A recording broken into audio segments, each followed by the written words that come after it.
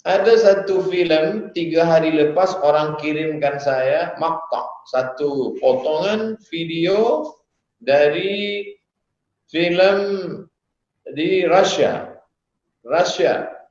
Kemudian mereka translate, terjemah dengan guna bahasa Arab. Di situ orang Rusia buat filem bagaimana Ibnu Sina masa itu mengatakan kepada sultan, kepada raja, supaya semua mesti tutup. Pasar tutup, Dewan Office tutup, semua tutup. Sebab kalau kita tak tutup, maka semua wabah ni akan berjangkit. Lepas tu orang pun komen-komen lah, rupanya apa yang kita buat sekarang ni memanglah Islam dah buat masa dulu. Hendaknya semua umat Islam buatlah filem yang mendidik macam ni. Jangan cinta-cinta saja. Artinya kalau kita tahu al-insanu a'da'u ma jahilu. Kita sedarkan umat ini, insya-Allah kita tak akan sakit hati, tak rasa risau, tak tersinggung. Sebagaimana saya tak sakit hati bila jumpa jamaah dia hanya begini, dia tak buka mulut, saya tak tersinggung. Wallahu a'lam. Maknanya sebetulnya kita perlu berlapang dada ya untuk mengharungi pada masa yang akan datang nanti. Dalam suasana masyarakat kita yang mula timbul perasaan curiga di kalangan kita ini sendiri. Yang akhirnya dia akan memisahkan, menjauhkan di antara satu sama lain. Begitu Ustaz. Saya ada janji tazkirah 4 hari di Malaysia. Keliling Malaysia. Mungkin bulan Jun atau Julai. Tapi bila ini terus nanti COVID-19 ni, na'udzubillah, andai terus bertambah, lalu kemudian majlis-majlis ilmu di Malaysia mengatakan, Ustaz Abdul Samad, alhamdulillah kami di Malaysia setelah lockdown ni berkurang. Tapi kami tak boleh terima Ustaz Abdul Samad. Saya tak merajuk. Saya tak akan tersinggung. Saya tak sakit hati. Sebab apa? Sebab hadis. Bila saya marah, berarti saya menolak hadis. Saya ingkar sunnah. Oleh sebab itu maka disitulah ada orang diuji matanya, dia tetap kuat baca Quran. Diuji telinganya, dia tetap tahan mendengar tazkirah. Tapi bila diuji hatinya, dia cepat tersinggung, cepat marah. Padahal sebenarnya ini semua ini adalah ujian. Allah. Ya, betul. Ustaz, satu lagi, dalam kita membicarakan tajuk kita bagaimana untuk kita mengharungi rintangan masa depan ini, bila berlaku COVID-19 ini, ramai di kalangan kita berhadapan dengan ujian berkeluarga. Ujian dalam sama ada berlakunya dalam keluarganya, sama ada berlaku perceraian, sama ada berlaku pertelingkahan, sama ada dalam berlaku yang disebut dengan kematian. Lalu tajuk yang kita bincang ini, bagaimana untuk kita nak mengharungi, untuk mengharungi suasana masa yang akan datang nanti dengan ujian berkeluarga, sama ada ujian kematian, ujian perbalahan. Bila dikenakan sekatan PKP dalam rumah tangga ini, ramai di kalangan suami yang duduk dalam rumah, kemudian isteri pun tinggal dalam rumah, kemudian tak ada kerja, lalu berlaku perbalahan di kalangan suami isteri dan sebagainya. Bagaimana untuk kita nak menghadapi suasana ini? Ustaz boleh bagi nasihat sedikit pada rakyat Malaysia terutamanya. Kita ini manusia tidak ada sama sikit pun. Manusia ni sama macam jari saya ni. Ada telunjuk, ada jari tengah, ada kelingking, ada ibu jari. Maka kita tak ada sama.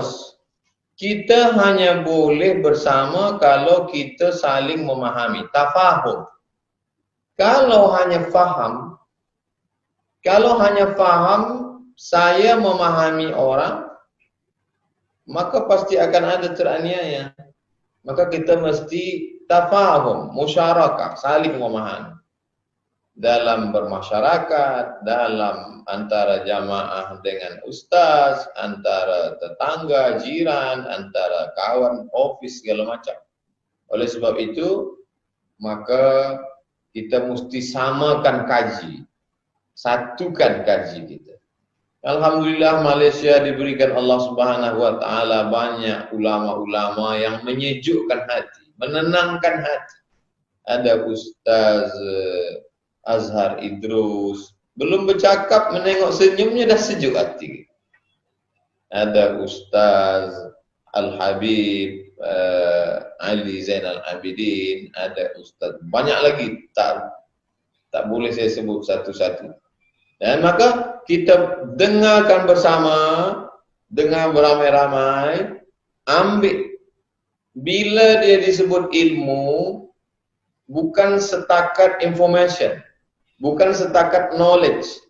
Dia disebut ilmu kalau dia berubah kepada amal. Ilmu berubah kepada amal, dari amal berubah kepada ikhlas, dari ikhlas berbuah kepada ridha. 4 ni mesti ada.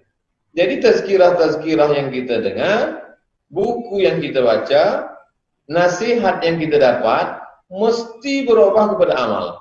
Dari amal, lahirlah ikhlas.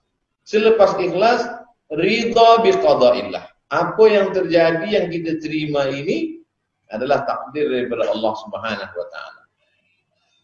Sebab bila orang lama di rumah, tak ada segala macam kegiatan, man kasura kalamu kasura sabtuhu. Siapa banyak cakap, banyak salah, banyak khilaf, banyak sakit hati orang.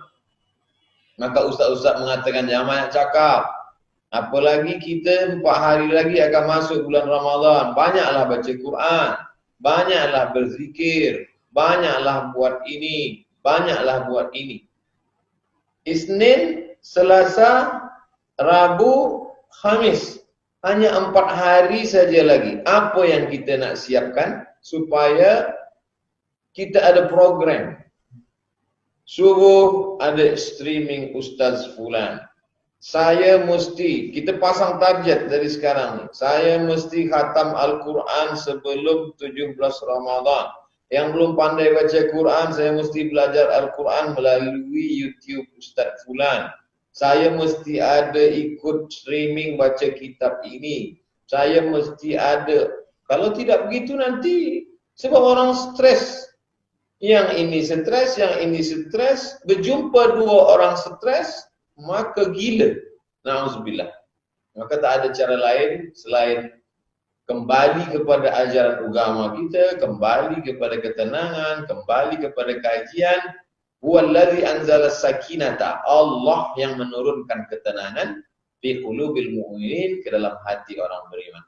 Kita sama-sama saling mendoakan, kami di Indonesia, ustaz beserta jamaah di Malaysia, insya-Allah Allah jauhkan kita dari musibah COVID-19 dan musibah batin yang melawan tak ridha kepada takdir Allah. Allah. Satu lagi kita, kalau boleh Ustaz, huraikan sikit pada penduduk-penduduk ataupun di kalangan umat Islam ini, antara ujian yang perlu kita rintangi pada masa depan kita ini ialah ujian saat mana kita menghadapi kematian, ataupun ujian sewaktu mana kita melalui azab kubur ataupun nikmat kubur. Dan juga kita akan memastikan semua di kalangan kita untuk ke syurga Allah. Bagaimana untuk kita nak mengatasi rintangan-rintangan ujian-ujian ini? Pandangan Ustaz bagaimana? A'udzu billahi minasyaitonir rajim. Yuthabbitullahu alladhina amanu bil qawlis tsabit. Kalau kita tengok bunyi ayatnya, Allah yang menjadi fa'il, bukan kita. Yuthabbitullahu alladhina amanu. Orang beriman itu menjadi objek, menjadi maf'ul. Allah yang membuat kamu sabit, istiqamah, kokoh dan kuat. Bukan kamu. Selama kita masih berkata aku, saya, maka kita bukan apa-apa, tiada daya, tiada upaya. Maka selalulah kita merasa amal kita ini belum ada. Kalaupun ada, belum betul. Kalaupun betul, belum ikhlas. Ketika kita merasa rendah, hina, tak ada daya, tak ada upaya, tak ada apa-apa, man tawadha'a lillah. Siapa yang merendahkan dirinya di hadapan Allah illa rafa'ahullah, maka Allah akan mengangkat dia. Ini yang pertama. Mesti kita merasa bahwa bukan amal kita. La yudkhilal jannata ahadakum amaluhu. Kamu tak masuk surga kerana amalmu. Wala anta ya Rasulullah. Wala ana. Aku pun tak masuk surga kerana amalku. Illa ayataghammadani Allahu birahmatih. Hanya saja berkat pertolongan Allah Ta'ala. Ini yang pertama. Yang kedua, kita minta Allah bagi kita istiqamah. Nabi mengajarkan doanya, ya muqallibal qulub. Engkau yang membalak-balikkan hati, sabit qalbi, kokohkan hatiku ala dinik, dalam agamamu, wa ala ta'atik, dalam ketaatan kepadamu. Maka dalam hadis Arba'in Nawawi, ambil hadis itu. Ada orang yang beramal dengan amal ahli surga. Sejengkal lagi dia hendak masuk surga, tapi tertulis nama dia sebagai penghuni neraka. Apa makna hadis itu? Apakah kita ni Jabariyah majbur sudah tertulis? Kata Syekh Muhammad Said Ramadan Al-Buti. Apa makna hadis itu? Orang yang sudah beramal jangan merasa sombong, dan orang yang banyak dosa jangan putus asa. Wahai peminum khamar, wahai pengguna dadah, wahai pemakan riba, taubatlah, Allah buka pintu taubat. Wahai Abdus Samad, wahai engkau yang merasa angkuh dengan amalmu, kau belum ada garanti, boleh jadi setan menyesatkan engkau, maka sentiasa meminta, ya musarrifal qulub, Allahumma a'inni, tolong aku, ala dzikrika, supaya selalu mengingatmu, wa syukrika, selalu bersyukur padamu, wa husni ibadatik. Yang ketiga, apa yang selalu kita sebut, apa yang selalu kita dengar, apa yang selalu kita fikirkan, itulah yang akan datang masa kita sakaratul maut.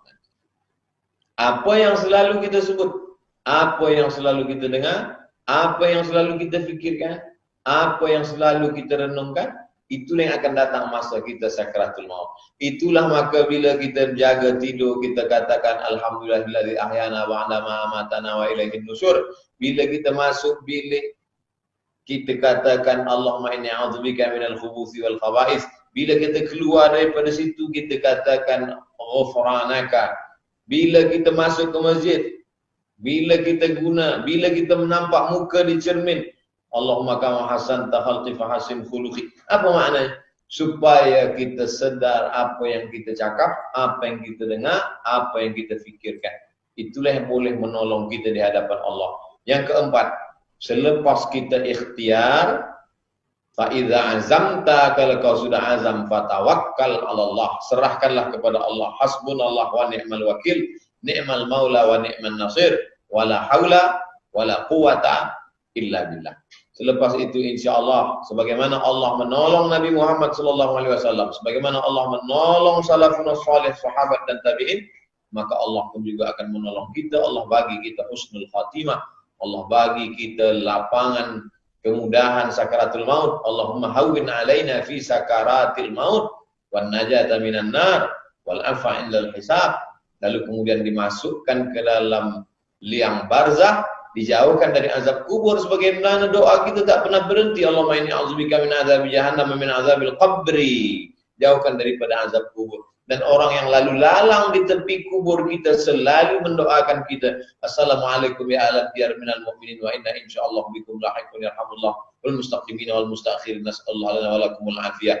Maka kita jangan aniaya orang, jangan makan harta orang, selalu berbuat baik kepada orang, jangan zalim pada orang, jangan susahkan hati orang.